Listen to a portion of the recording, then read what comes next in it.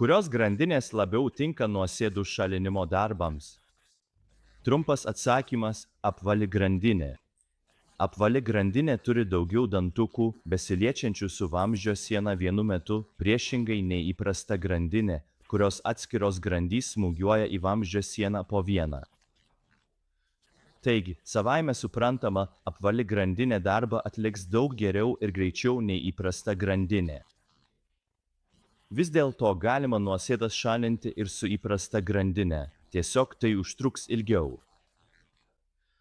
Taip pat atminkite, kad yra įvairių tipų įprastų grandinių ir įvairių tipų apvalių grandinių.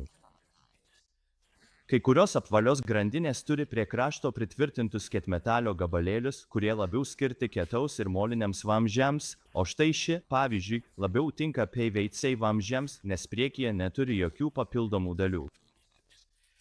Tas pats galioja ir grandinėms. Kai kurios jų turi kroto antgalius, o kai kurios X antgalius. Tai yra volframo karbido gabalėliai pritvirtinti prie grandinės pjovimo briaunos ir jie daugiausia naudojami kietaus bei moliniams vamzdžiams. Ačiū už klausimą.